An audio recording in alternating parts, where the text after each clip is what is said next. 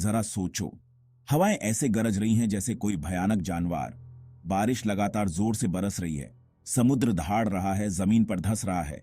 यह है चक्रवात की असली बेकाबू ताकत। चक्रवात भयानक तबाही मचाते हैं।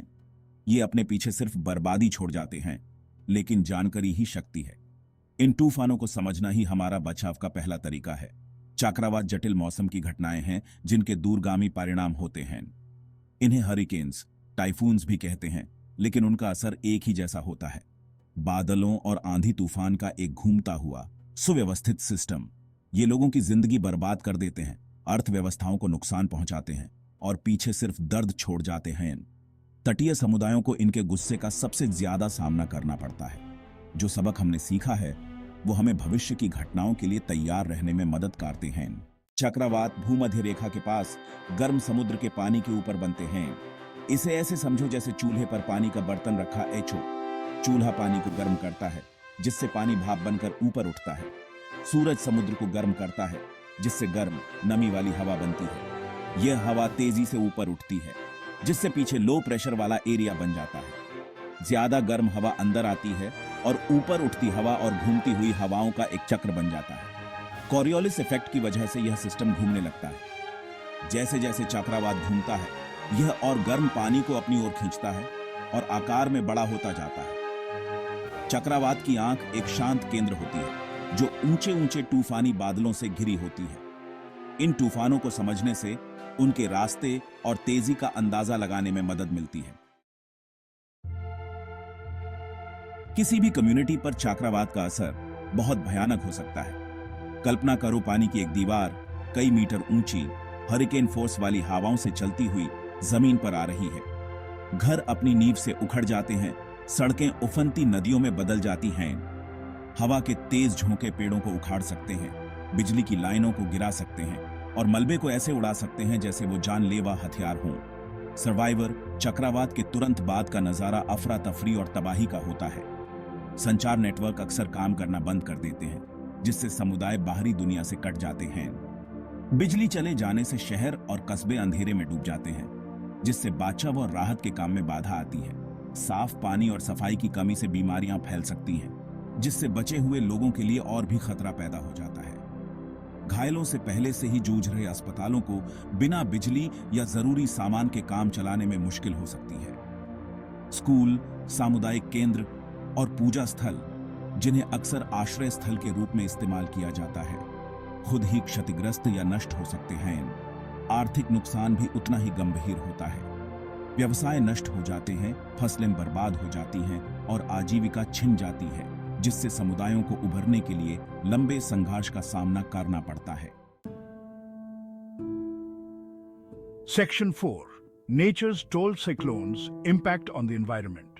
चक्रवात प्राकृतिक पर्यावरण को बहुत नुकसान पहुंचाते हैं। तटीय पारिस्थितिक तंत्र तूफान के कहर का सबसे ज्यादा सामना करते हैं। समुद्र का पानी बढ़ने से समुद्र के किनारे के इलाके जलमग्न हो सकते हैं, जिससे नमक के दलदल और मैंग्रोव जंगल में बाढ़ आ जाती है। भारी बारिश से बाढ़ आती है, जिससे मीठे पानी के स्रोत दूषित हो जाते हैं। ये नाजुक इकोलॉजिकल बैलेंस को बिगाड़ देता है। कटाव एक और बड़ी समस्या है। चक्रवात की लहरें समुद्र तटों का कटाव करती हैं, जिससे प्राकृतिक बाधाओं को नुकसान पहुंचता है। मलबा नदियों, झीलों और महासागरों को प्रदूषित करता है, जिससे सामुदारिक जीवन को नुकसान पहुंचता है। Section 5, weathering the storm safety tips for cyclone preparedness. जब चक्रवात की बात आती है तो बचने के लिए तैयारी बहुत जरूरी है। याद रखें, जानकारी ही शक्ति है। आधिकारिक स्रोतों से मौसम के पूर्वानुमान और चेतावनियों के बारे में जानकारी लेते रहें। चक्रवात के रास्ते और तेजी के बारे में अपडेट के लिए खबरों, रेडियो और सोशल मीडिया पर नजर रखें। अपने परिवार और पालतू जानवरों के लिए एक प्लान बनाएं। अपने समुदाय में सुरक्षित निकासी मार्गों और निर्धारित आश्रय स्थलों की पहचान करें। पानी, बिना पकाए खाने वाला खाना, प्राथमिक उपचार किट, टॉर्च, बैटरी और महत्वपूर्ण दस्तावेज जैसी जरूरी चीजों के साथ एक डिजास्टर किट तैयार करें। पेड़ों की छंटाई करके, ढीली वस्तुओं को घर के अंदर लाकर और खिड़कियों पर बोर्ड लगाकर अपने घर को सुरक्षित करें। यदि आप तटीय क्षेत्र में रहते हैं तो तूफान आने से पहले ही ऊंची जगह पर जाने के लिए तैयार रहें।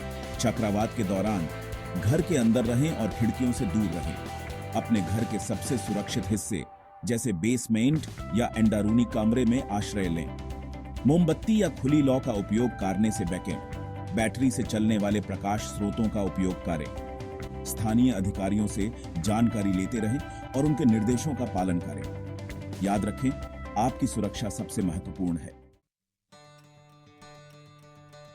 Section 6 cyclones in India, a history of resilience. Bharat अपनी विशाल तटरेखा के साथ साइक्लोनियों के प्रति विशेष रूप से संवेदनशील है। इन वर्षों में देश ने कई साइक्लोनी तूफानों का सामना किया है, जिनमें से कुछ ने अकल्पनीय विनाश का मंजर छोड़ दिया है।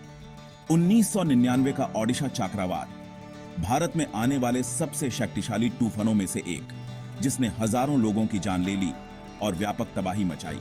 हालांकि भारत ने इन प्राकृतिक आपदाओं का सामना करते हुए उल्लेखनीय लचीलापन भी दिखाया है।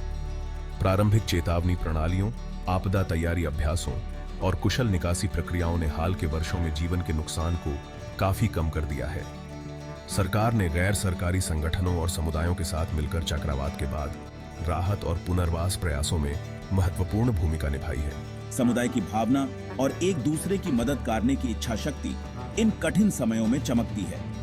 भोजन और आश्रय प्रदान करने से लेकर घरों और आजीविका के पुनर्निर्माण तक भारत के लोगों ने विपत्ति का सामना करते हुए अपनी ताकत और एकता का लगातार प्रदर्शन किया है। पिछले अनुभवों से मिले सबक ने भारत को भविष्य की चुनौतियों का सामना करने के लिए बेहतर तरीके से तैयार किया है। Section 7 facing the Tempest, A call for preparedness and community spirit. चक्रवात प्रकृति की ताकत की एक कठोर याद दिलाते हैं। वे टकाते हैं जिनका सम्मान किया जाना चाहिए, कम करके नहीं आंका जाना चाहिए। लेकिन डर से हमें पंगु नहीं बनाना चाहिए, बल्कि यह हमें तैयार करने के लिए प्रेरित करना चाहिए। साइक्लोनों के पीछे के विज्ञान को समझकर, शुरुआती चेतावनियों पर ध्यान देकर और एक योजना बनाकर हम उनके प्रभाव को कम कर सकते हैं और अपनी और अपने प्रियजनों की रक्षा कर सकते हैं। प्रकृति के प्रकोप के खिलाफ सामुदायिक भावना हमारा सबसे मजबूत बचाव है। एक साथ काम करके, एक दूसरे का समर्थन करके और ज्ञान और संसाधनों को साझा करके हम सबसे कठिन चुनौतियों से भी पार पा सकते हैं। ठीक होने का रास्ता लंबा और कठिन हो सकता है, लेकिन दृढ़ संकल्प और सामूहिक प्रयास से हम अपने जीवन का पुनर्निर्माण कर सकते हैं और तूफान से मजबूत होकर उभर सकते हैं। आइए हम तैयारी को अपनाएं, सामुदायिक भावना को बढ़ावा दें और साहस और लचीलापन के साथ तूफान का सामना करें। साथ मिलकर हम किसी भी तूफान का सामना कर सकते हैं। याद रखें, हम सिर्फ सर्वाइवर नहीं हैं, हम अपने ग्रह के संरक्षक हैं, जिन्हें आने वाली पीढ़ियों के लिए इसकी रक्षा करने की जिम्मेदारी सौंपी गई है। हमारे चैनल को सब्सक्राइब करना ना भूलें और इस वीडियो को लाइक और शेयर जरूर करें। आपके साथ फिर मिलेंगे एक और इंटरेस्टिंग वीडियो में।